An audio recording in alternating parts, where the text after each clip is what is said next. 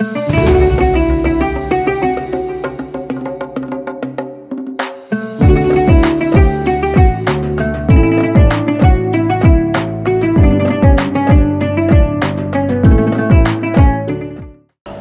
tema yang kita ungkap 45 menit ke depan mudah-mudahan bisa terselesaikan.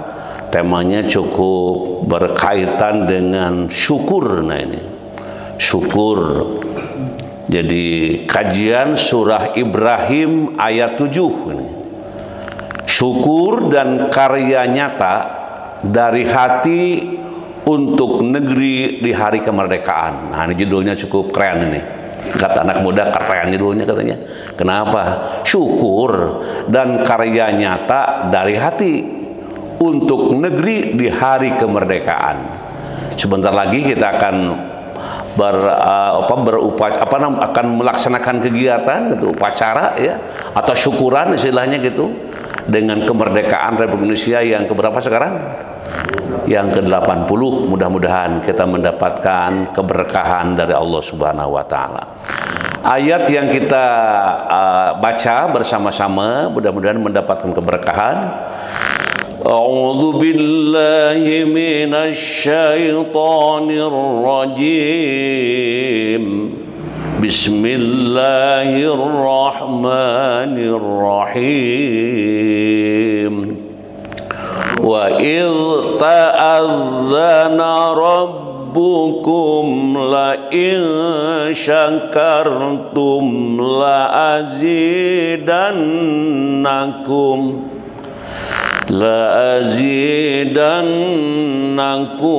wa la in kafartum inna azabi lasyadid. Ingatlah, nah di sini Allah memberikan penegasan. Ingatlah ketika Tuhanmu memaklumkan. Di Allah sudah memaklumkan, Allah sudah mengumumkan, Allah sudah menginformasikan, gitu ya. Itu memaklumkan itu memang namanya banyak gitu. Salah satunya adalah mengumumkan, menginformasikan, menyampaikan lewat firman-Nya. Apa yang disampaikan, yang dimaklumkan itu sesungguhnya jika kamu bersyukur, nah ini. Jika kamu bersyukur, ya. Di sini dengan kata-kata jika kamu bersyukur, niscaya aku akan menambah nikmat kepadamu. Oh, gitu. Jadi kalau bersyukur nikmat ditambah gitu. Tetapi jika kamu mengingkari, nah nikmatku, ya kufur nikmat istilahnya, sesungguhnya azabku benar-benar sangat keras. Loh, kalimatnya begitu ya tegas dan jelas. Bagi orang yang bersyukur dan bagi orang yang kufur. Jadi dua insan manusia, bukan dua insan, dua hal yang melekat pada manusia di alam jagat raya ini. Tentang nikmat-nikmat yang Allah berikan, ada yang mensyukuri, ada yang mengkufuri, ada yang berterima kasih, ada yang syukur kepada Allah, ada juga yang menolak tentang nikmat yang Allah berikan. Dan dua-duanya sudah jelas. Bagi yang mendapatkan nikmat terus bersyukur, nikmat ditambah. Bagi orang yang diberi nikmat kemudian tidak mau bersyukur, ogah untuk berterima kasih kepada Allah, maka di sini dikatakan azabku benar-benar, kalimatnya azabku benar-benar sangat keras. Ini bagi orang yang tidak mau bersyukur. Selanjutnya hadirin wal hadirat rahimakumullah, kita melihat para mufasir bagaimana menyikapi ayat yang kita baca ini. Dalam tafsir Ibnu Katsir nih yang sudah sering kita dengar, dikatakan pada ayat ini Allah Subhanahu wa taala menceritakan kisah Nabi Musa alaihissalam tatkala mengingatkan kaumnya yang mengingkari nikmat Allah Subhanahu wa taala, yaitu saat mereka diselamatkan dari cengkeraman dan penyiksaan Fir'aun beserta para pengikutnya. Nah ini Fir'aun membunuh setiap anak laki-laki yang ditemuinya dan membiarkan anak-anak perempuan tetap hidup. Nah, ini ancaman yang sangat keras, yang sangat dahsyat dan biadab gitu ya. Mengapa anak laki-laki nggak boleh hidup itu? Anak laki-laki nggak boleh hidup, anak perempuan dipersilakan hidup. Itu begitu kasarnya Fir'aun. Allah Subhanahu wa taala menyelamatkan mereka dari semua itu. Oh, gitu. Yang merupakan nikmat terbesar. Jadi diselamatkan dari gencatan, dari siksaan Fir'aun, itu sebenarnya diselamatkan oleh Allah. Namun mereka, nah itulah diingatkan dengan ayat ini. Bahkan Allah Subhanahu wa taala mengisyaratkan bahwasanya balasan bagi orang-orang yang bersyukur adalah mendapat nikmat yang berlipat ganda. Begitupun sebaliknya, balasan bagi orang-orang yang kufur terhadap nikmat Allah Subhanahu wa taala akan mendapat siksa yang amat pedih sebagai azab dari Allah Subhanahu wa taala. Itu dalam pandangan tafsir yang pertama. Hadirin wal hadirat, kita lihat dalam tafsir Al-Azhar. Nah ini Hamka orang mana? Halo, Hamka orang mana? Orang Indonesia, kok lupa ini. Mufasir Indonesia namanya Hamka tuh, terkenal juga ini. Hamka menjelaskan bahwa ayat ini masih berkaitan dengan ayat-ayat sebelumnya, yakni kisah Nabi Musa alaihissalam dan para pengikutnya. Ayat ini merupakan peringatan Allah Subhanahu wa taala kepada kaum Bani Israel setelah mereka dibebaskan dari penindasan Raja Fir'aun. Kemerdekaan kaum Bani Israel inilah yang harus mereka syukuri. Dalam mewujudkan rasa syukurnya, kaum Bani Israel dituntut untuk berusaha bangkit dan membangun peradabannya sendiri setelah diberi nikmat kebesaran ataupun kebebasan dari kezoliman Fir'aun laknatullah. Jadi memang mereka diberi kemerdekaan ya dengan pertolongan dari Allah Bani Israel itu gitu ya. Tapi disitulah kenyataannya maka dimaklumkan dengan ayat yang kita baca ini.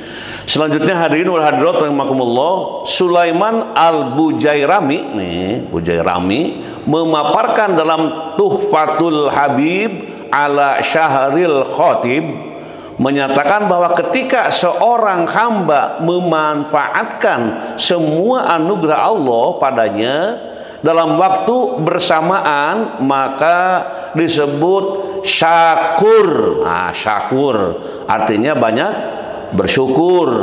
Adapun seorang yang memanfaatkan dalam waktu yang berbeda-beda, maka dinamai syakir. Tuh, ada istilah syakur, ada istilah syakir. Kalau syukur apa tadi? Syakur orang yang banyak bersyukur. Nah, kalau syakir sekali-kali bersyukur gitu ya, kadang-kadang bersyukur, dan banyaknya kadang-kadang kurang-kurang bersyukur. Itu namanya syakir. Dan namanya yang tadi yang banyak bersyukur adalah syakur. Dalam tafsir Al-Wajiz karya Wahbah Az-Zuhaili menjelaskan tentang imbauan kepada umat manusia untuk selalu bersyukur tuh atas nikmat pemberian Allah Subhanahu wa taala. Allah Subhanahu wa taala menjanjikan jika seseorang bersyukur pasti, kalimatnya ini kalimat yang tegas, pasti Allah akan menambah nikmatnya. Jadi jangan ragu-ragu ya, kita selalu mendapatkan nikmat Allah, syukuri. Bagaimanapun dengan syukur akan ditambah nikmat-nikmat dari Allah Subhanahu wa taala. Oleh karena itu wajib bagi muslim untuk perhatian terhadap perkara syukur ini, karena merupakan perkara yang penting, sehingga setiap muslim tidak menjadi golongan orang-orang yang kufur atas nikmat Allah dan dapat terhindar dari ancaman azab yang pedih itu. Nah, itu pendapat yang cukup gamblang dari ayat yang ditafsirkan tadi. Selanjutnya hadirin wa hadirat, ini Fakhruddin Ar-Razi menerangkan dalam kitab Mafatihul Ghaib bahwa kandungan utama dalam surat Ibrahim ayat 7 setidaknya ada 3 hal. Nah, ini pertama, pada hakikatnya syukur merupakan ungkapan rasa pengakuan diri atas nikmat dari Yang Maha Pemberi. Jadi yang pertama itu adalah ya bagaimana ini mengakui. Nah, pada hakikatnya syukur merupakan ungkapan rasa pengakuan diri. Jadi dirasakan, dinikmati sampai keluar kalimat-kalimat thayyibah untuk memujinya gitu. Yang kedua, janji Allah untuk menambah kenikmatan bagi mereka dari merasa bersyukur tuh. Jadi janji Allah untuk menambah kenikmatan bagi yang merasa bersyukur. Nikmat tersebut bisa berbentuk jasmani maupun rohani. Dan yang ketiga, sikap kufur. Nah, ini sikap kufur akan nikmat bisa menyebabkan rasa tersiksa. Rasa tersiksa ini muncul karena ia tidak tahu, tertutup akan nikmat Allah, sehingga ia juga tidak benar-benar mengetahui Allah. Dia kan kurang apa sih? Harta banyak, jabatan setinggi-tingginya, tapi hidupnya gelisah gitu ya. Kenapa gelisah? Jangan-jangan, nah gitu kalimatnya, jangan-jangan susah untuk bersyukur. Hese bersyukur teh susah banget gitu ya. Mengucapkan hamdalah teh berat begitu. Nah, ini kadangkala bisa terjadi dan digambarkan dalam Fakhruddin Ar-Razi dengan yang ketiganya itu. Ini sikap kufur akan nikmat bisa menyebabkan rasa tersiksa. Padahal dilihat oleh orang lain hartanya melimpah ruah, segala macamnya wah, tapi hatinya gelisah. Mengapa? Itulah yang diungkapkan dalam tafsir ini. Selanjutnya hadirin wal hadirat rahimakumullah, kita ingin melihat dari nilai-nilai pedagogis. Nah, ini nilai pendidikan. Yang pertama, nilai syukur. Di ayat ini menekankan pentingnya bersyukur tuh. Jadi bersyukur itu penting ya. Dan dikatakan di sini bersyukur atas nikmat Allah tuh. Syukur bukan hanya dalam ucapan, tapi juga tindakan, seperti menggunakan nikmat Allah untuk kebaikan. Nah, itu bersyukur namanya. Bukan hanya ucapan, sudah itu diam saja, nikmatnya tidak dimanfaatkan, tidak digunakan, tidak demikian. Setelah mulutnya mengucapkan, mungkin ucapan kalimat thayyibah, wujudkan, buktikan nikmat itu dalam perbuatan, tindakan, ataupun amalan sehari-hari. Guru, orang tua, dan tokoh masyarakat harus mengajarkan peserta didik untuk mengenali, mengakui, dan menghargai nikmat Allah sebagai bentuk kesadaran spiritual dalam bentuk rasa syukur yang Allah berikan. Nah, ini tugas guru, ini tugas guru, pendidik, pengajar, pelatih, tokoh masyarakat, tokoh agama, tokoh-tokoh yang lainnya itu perlu menyampaikan. Apakah harus mengajarkan peserta didik ataupun para jamaah ataupun para santri gitu ya, supaya mereka ya mengakui, menghargai nikmat Allah sebagai bentuk kesadaran spiritual dan bentuk rasa syukur yang Allah berikan. Karena dengan anak-anak memiliki rasa syukur yang tinggi, mereka akan terbentuk menjadi pribadi yang taat, baik, senang memanfaatkan waktu, dan akan menjauhi segala apa yang dilarang oleh Allah Subhanahu wa Ta'ala. Bayangkan kalau kita guru ya, orang tua mendidik supaya anak bersyukur, ternyata anak jadi orang yang selalu bersyukur. Maka guru itu mendapatkan kebaikan dari perbuatan anak yang telah diarahkan oleh gurunya supaya bersyukur, sehingga anak itu menjadi taat beribadah, kemudian baik dalam kehidupan sehari-hari, senang memanfaatkan waktu, dan menjauhi segala apa yang dilarang oleh Allah. Sehingga dalam proses pembelajaran dan melewati kehidupan anak-anak akan percaya diri dengan setiap kemampuan yang dimiliki. Mereka akan memberikan karya terbaiknya dalam melewati kehidupan. Ini nilai yang pertama. Kemudian selanjutnya kita lihat nilai tauhid dan bergantung kepada Allah. Nah ini tidak gampang ini, tetapi harus dilakukan. Tidak boleh mengatakan mah bisa kieu mah, jangan gitu ya. Pokoknya berjuang itu lebih utama. Soal keberhasilan itu nanti di akhir. Jadi tugas kita itu berjuang. Tugas kita itu melakukan apa yang kita inginkan. Urusan keberhasilan nanti di belakang. Dan insya Allah manjada wajada kan gitu dalam bahasa lainnya. Kalau kita keyeng pasti parang, ada dalam bahasa Sunda apa tuh? Lamun keyeng pasti parang katanya. Artinya kalau kuat keinginan ya dengan persiapan, maka hasilnya akan dirasakan. Jadi itulah rajin bersyukur kepadanya atas semua karunia yang telah diberikan. Selanjutnya hadirin wal hadirat rahimakumullah, nilai yang ketiga, nilai moral dan etika. Moral dan etika ini sudah terngiang-ngiang pada telinga kita bila berbicara moral ataupun etika. Ayat ini mengajarkan nilai moral dan etika seperti rendah hati. Nah, suka berterima kasih dan tidak sombong dalam menerima karunia yang diberikan. Rajin bersyukur adalah salah satu kebiasaan yang membentuk akhlak yang baik yang disukai Allah dan makhluknya, karena semakin banyak bersyukur semakin terbina akhlak, moral dan etika dalam setiap aspeknya. Di ayat ini juga mendidik agar kita menghindari kufur nikmat, karena kufur nikmat adalah akhlak, moral dan etika yang jelek yang mampu menghilangkan kenikmatan yang kita punya dan mengingkari segala karunia yang diberikan.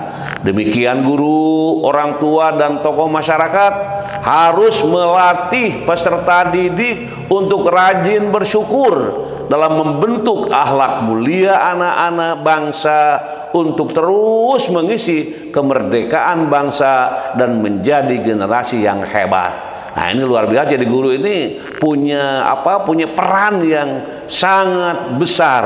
Bila guru itu sadar bahwa guru sedang mendewasakan, sedang membina, sedang mengarahkan anak-anak didiknya. Tapi jangan lupa kalau kita mengarahkan, mendidik dan mengajar, juga doa untuk anak-anak didik kita. Mungkin ada anak ini kita susah berpikir, malas gak ketulungan. Gurunya jangan sekedar berdoa untuk dirinya, berdoa juga untuk para mahasiswanya, berdoa untuk pelajar-pelajarnya, doa untuk para santrinya, doa untuk jamaahnya. Nah ini merupakan bagian amal yang sangat besar manfaatnya. Hadirin wal hadirat rahimakumullah, kita ingin melihat landasan teoretis. Nah ini dari keilmuan dari materi yang kita bahas ini. Dalam buku Mawa'izah atau Mawa'iz ya, Syekh Abdul Qadir Al-Jailani menyebutkan bahwa dalam pandangan ahli hakikat, syukur adalah mengakui nikmat yang diberikan oleh sang pemberi nikmat secara khusus. Tuh, Syekh Salih bin Abdul Aziz Al-Syaikh ini menjelaskan dalam kitabnya At-Tamhid mengatakan bahwa wajib bagi seorang hamba memahami benar-benar bahwa setiap nikmat adalah berasal dari Allah Ta'ala, dan itulah hakikat syukur. Pakar bahasa Arab Syekh Ar-Raghib Al-Asfahani berpendapat bahwa kata syukur juga berarti sebagai upaya untuk mau menambahkan nikmat-nikmat Tuhan ke permukaan. Nah, ini dalam landasan yang kita kaji. Selanjutnya juga kita diberikan penjelasan melalui hakikat syukur. Menurut Ibnul Qayyim dalam Thariq al-Hijratain, ya, disebutkan as-sana'u 'alan ni'ami wa mahabbatuhu wal amalu bi ta'atihi. Memuji atas nikmat dan mencintai nikmat tersebut serta memanfaatkan nikmat untuk ketaatan. Nah, ini dalam pandangan Ibnu Qayyim. Ibnu Qayyim dan dalam Uddah As-Sabirin wa Zakhirah Asy-Syakirin, rukun syukur itu ada 3. Nah, ada rukunnya syukur itu. Kata siapa? Ibnu Qayyim tadi. Syukur itu ada rukunnya. Rukun syukur ada 3. Nah, ini bukan dihafal tapi diingat dan dilaksanakan. Satu, mengakui nikmat itu berasal dari Allah. Nah, mengakui, walaupun ya kita mungkin perjuangan segala macam, begitu berhasil, akui bahwa ini berasal dari Allah.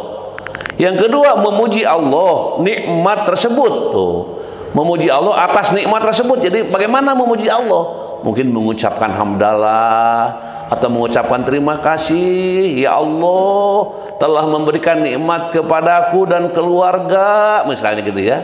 Nah, itu memuji Allah. Terus meminta tolong untuk menggapai ridho Allah dengan memanfaatkan nikmat dalam ketaatan. Jadi kalau kita mendapatkan sesuatu, maka disitulah kita meminta kepada Allah, minta tolong kepada Allah untuk menggapai ridho Allah dengan memanfaatkan nikmat dalam ketaatan, supaya dengan nikmat itu menjadi tambah taat, tambah istiqomah, dan tambah dekat kepada Allah Subhanahu wa taala.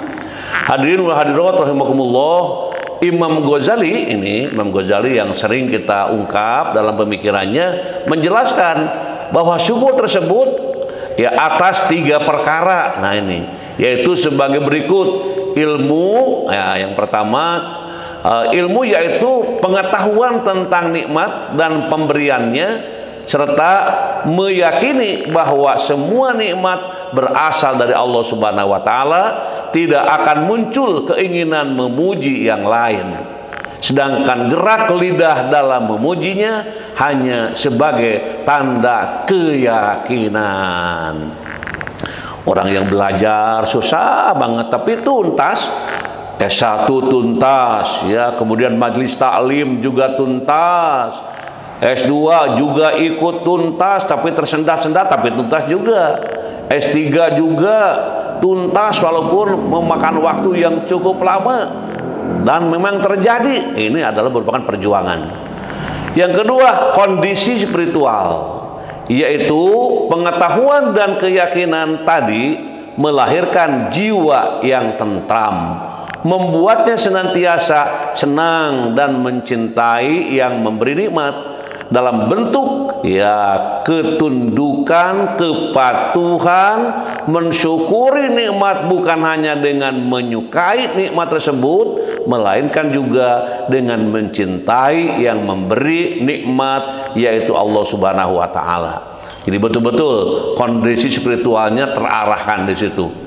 Amal perbuatan ya ini berkaitan dengan hati, tuh, lisan dan anggota badan, yaitu hati yang berkeinginan untuk melakukan kebaikan, lisan yang menampakkan rasa syukur dengan pujian kepada Allah Subhanahu wa taala dengan melaksanakan perintah Allah Subhanahu wa taala dan menjauhi larangannya. Jadi itu yang dikatakan tentang syukur yang diungkapkan dalam pendapat Imam Al-Ghazali.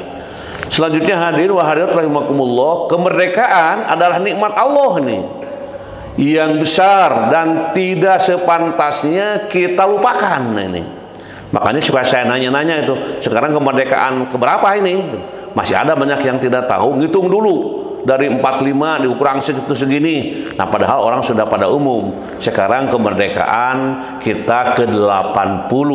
Kemerdekaan bangsa Indonesia bukanlah hasil semata dari kekuatan fisik, dan senjata, melainkan juga buah dari perjuangan yang dilandasi semangat keimanan dan doa yang tak putus-putus dari para pejuang dan para ulama. Kesadaran ini harus menumbuhkan rasa syukur yang mendalam. Syukur atas kemerdekaan tidak cukup hanya dengan lisan, tetapi harus diwujudkan dalam sikap dan tindakan nyata. Mensyukuri kemerdekaan berarti menggunakan kebebasan yang ada untuk melakukan amal soleh, meningkatkan kualitas diri, dan juga masyarakat ikut menjaga keutuhan bangsa, memberikan karya nyata dari hati untuk mengisi kemerdekaan sejati. Jadikanlah iman dan takwa sebagai penuntun hati. Jadikanlah iman dan takwa sebagai penuntun hati, syukur sebagai akhlak terpuji, dan menerima karunia yang hakiki dari Sang Ilahi. Maka insya Allah kita akan menjadi generasi yang tidak hanya menikmati kemerdekaan, tetapi juga bertanggung jawab untuk mengisinya dengan hal-hal yang diridhoi oleh Allah Subhanahu wa Ta'ala. Selanjutnya hadirin hadirat rahimakumullah, menyongsong peringatan ke-80 kemerdekaan tahun ini, semangat kebangsaan harus terus digaungkan melalui rasa syukur yang mendalam dan diwujudkan dalam karya nyata demi kemajuan bangsa. Rasa syukur atas kemerdekaan bukan hanya diwujudkan dalam ucapan, tetapi lebih dalam harus tertanam dalam kesadaran kolektif sebagai bangsa. Syukur atas kemerdekaan mendorong kita untuk tidak menyia-nyiakan apa yang telah diperjuangkan dengan darah dan air mata. Syukur berarti menjaga, merawat, dan melanjutkan estafet perjuangan itu dalam kehidupan sehari-hari.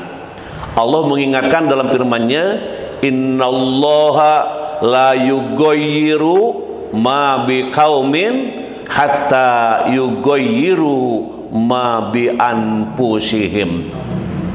Sesungguhnya Allah tidak mengubah keadaan suatu kaum hingga mereka mengubah apa yang ada pada diri mereka. Ini semua harus berjuang gitu ya. Jangan kumaha Allah wae saya mah hari ini mau makan bagaimana Allah, mau berpakaian juga kumaha Gusti Allah. Tidak begitu. Kita berjuang untuk tetap memanfaatkan pikiran, perasaan, dan juga perbuatan. Hadirin wal hadirat rahimakumullah, dalam kitab tafsir Jami'ul Bayan fi Ta'wilil Quran, atau yang terkenal dengan kitab tafsir At-Tabari, ya, itu yang paling terkenal disebutkan dalam ayat ini. Allah mengingatkan semua bahwa manusia itu sebenarnya sudah dalam kebaikan dan kenikmatan. Allah tidak akan mengubah kenikmatan seseorang kecuali mereka mengubah kenikmatan menjadi keburukan sebab perlakuannya sendiri. Di antaranya dengan bersikap zalim dan saling bermusuhan kepada saudaranya sendiri. Nah, ini akibat yang terjadi akan menimbulkan hal-hal yang tidak diinginkan.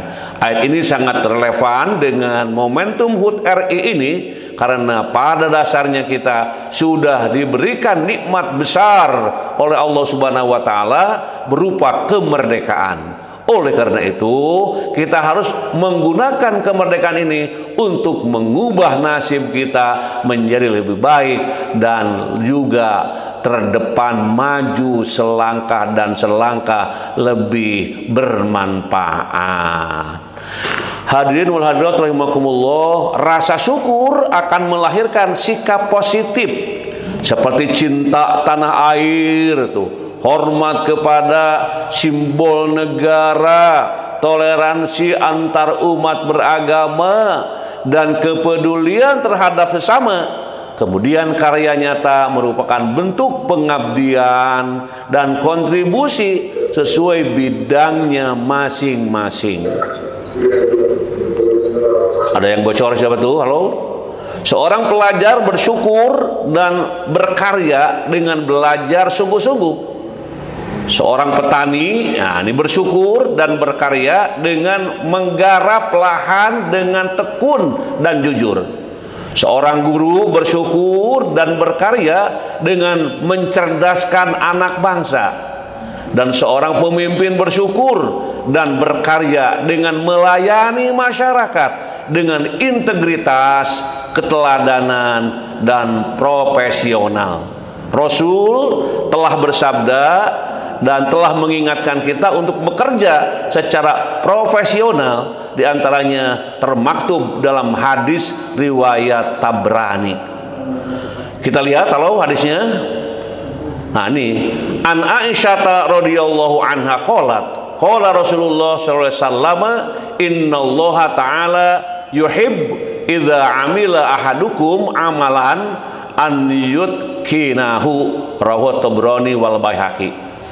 Dari Aisyah radhiyallahu anha, sesungguhnya Rasulullah SAW bersabda, sesungguhnya Allah mencintai seorang yang apabila bekerja mengerjakannya secara profesional. Tuh, jadi kalau melakukan itu harus profesional, jangan asal-asalan. Ibu-ibu masak di rumah kudu profesional, gitu ya. Menyiapkan makanan untuk keluarga profesional. Jangan asal masih mentah dikatakan masak, ini kan bukan profesional, gitu ya. Guru dengan persiapan, dengan ketulusan profesional. Yang menyiapkan makanan untuk apapun profesional. Jangan sekedarnya asal-asalan. Sehingga kalau asal-asalan ya itu diingatkan melalui hadis yang kita baca ini.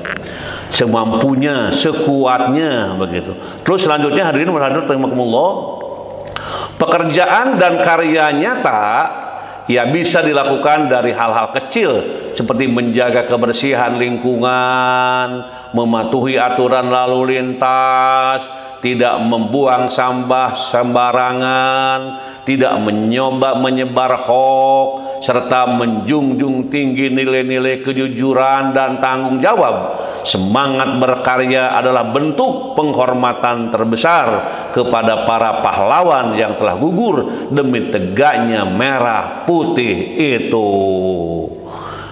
Halo? Selain itu, rasa syukur atas kemerdekaan menuntut kita untuk peduli. Nah, ini peduli. Awas, peduli bukan paduli. Kalau bahasa Sunda paduli. Ini peduli ya.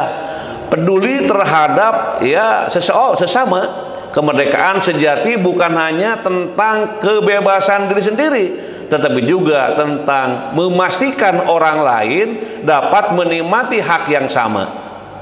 Ketika kita membantu fakir miskin, menyantuni anak-anak yatim, atau menjaga lingkungan, sesungguhnya kita sedang berkontribusi menjaga kemerdekaan sosial dan kemerdekaan moral bangsa. Nilai-nilai kepedulian ini adalah pondasi pokok dan kokoh agar kemerdekaan tetap bermakna dari generasi ke generasi. Ini kalau dibaca sangat mendalam dan nanti dikirim lagi ya lewat masing-masing, mudah-mudahan bisa berkesempatan untuk dibaca kembali. Selanjutnya hadirin rahimakumullah, cara agar senantiasa bersyukur dan memberikan karya nyata dari hati di hari kemerdekaan. Nah, ini judulnya, kembali ke judul yang tadi ya. Halo. Kita lihat yang pertama, selalu menegakkan sholat. Gitu ya. Menegakkan sholat itu bersyukur, ini dalam bersyukur. Menunaikan zakat, berbuat yang ma'ruf dan mencegah dari yang munkar.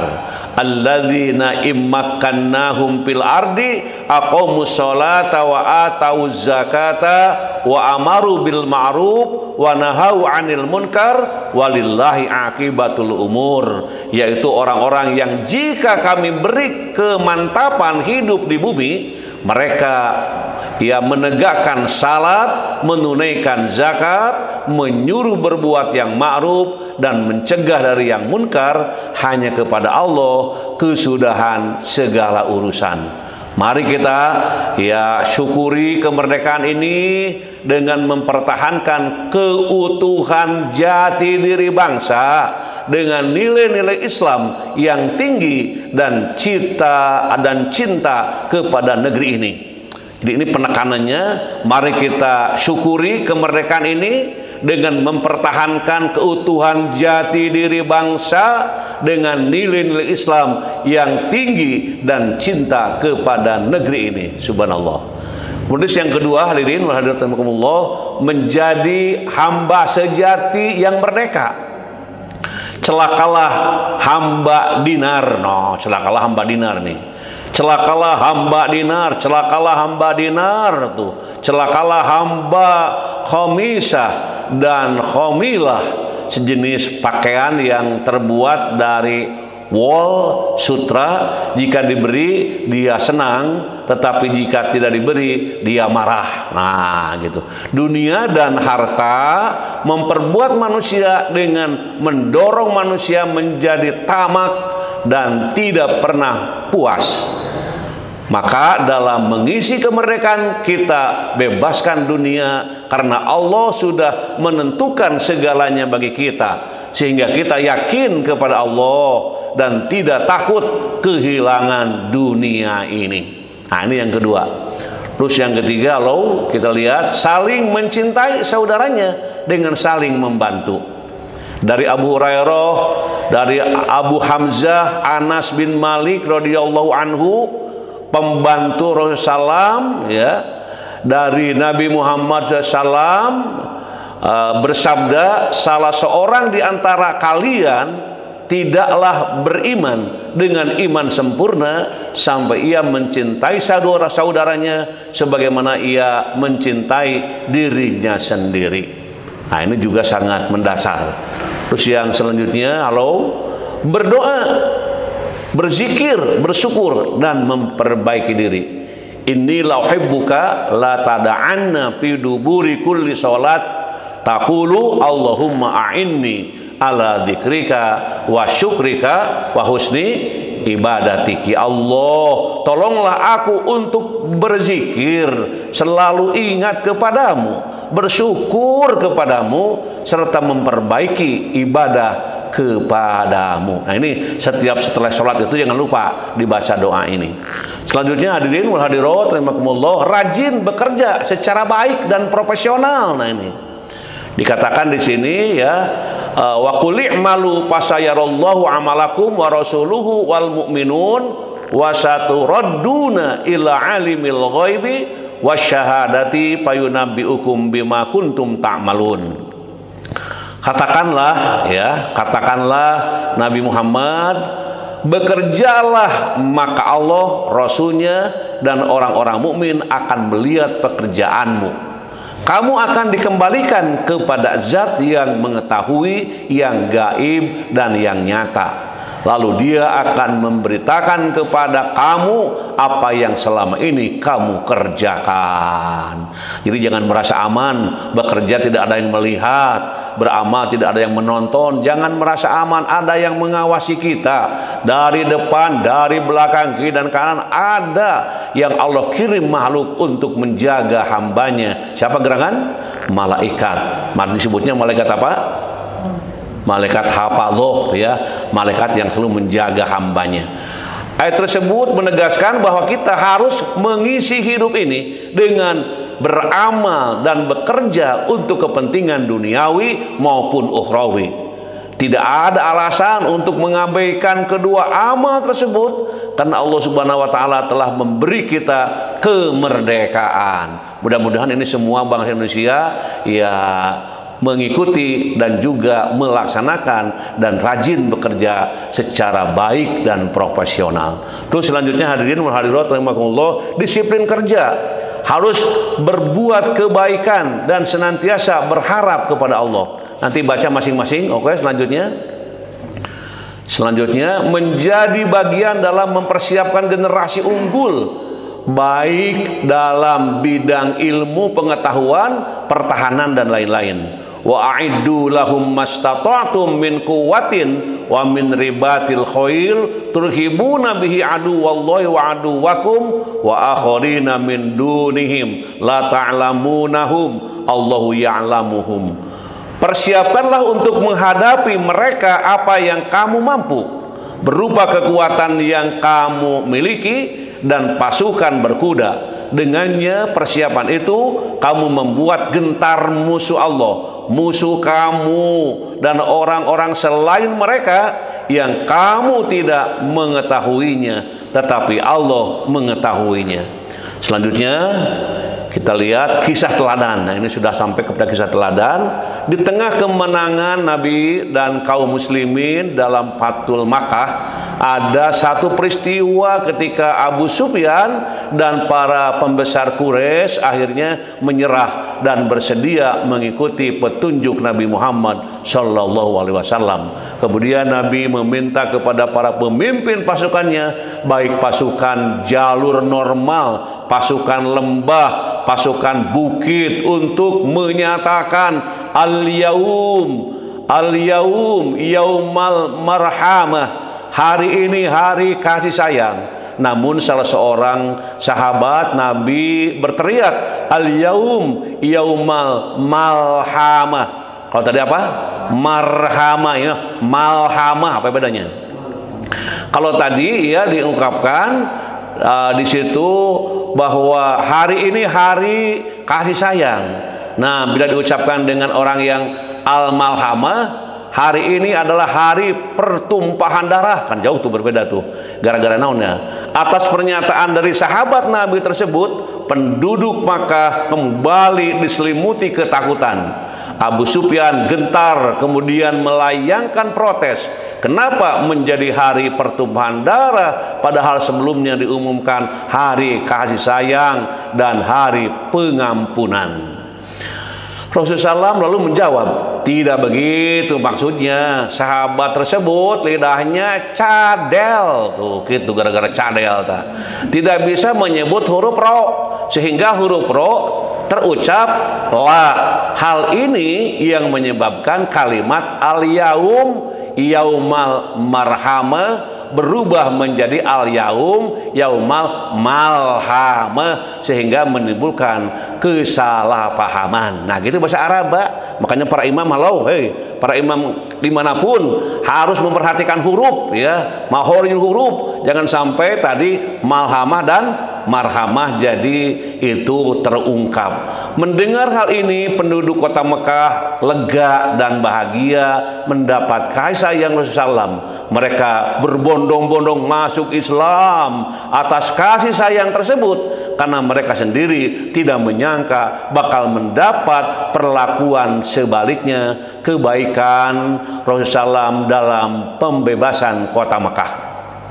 Saat itu umat Islam mengambil alih Makkah dari kafir Quraisy tanpa ada perlawanan dan perang. Tak ada pertumpahan darah dalam peristiwa itu. Ka'bah dan sekitarnya di Masjid Haram disucikan dari berhala sembahan kafir Quraisy. Pada hari kedua Nabi SAW berkhutbah di hadapan manusia setelah membaca tahmid berlaku ataupun tahmid beliau bersabda, sesungguhnya Allah telah mengharamkan Mekah, maka tidak halal bagi orang yang beriman kepada Allah dan hari akhir untuk menumpahkan darah dan memantahkan batang pohon di sana. Jika ada orang yang beralasan dengan perang yang dilakukan Nabi SAW, maka jawablah, sesungguhnya Allah mengizinkan Rasulnya SAW dan tidak mengizinkan kalian. Allah hanya mengizinkan untukku beberapa saat. di siang hari. Hari ini keharaman Mekah telah kembali sebagaimana keharamannya sebelumnya. Maka hendaknya orang yang hadir menyampaikan kepada yang tidak hadir. Nabi Muhammad SAW diizinkan Allah untuk berperang di Mekah hanya pada hari penaklukan kota Mekah dari sejak terbit matahari hingga asar. Halo hadirin jamaah yang berbahagia.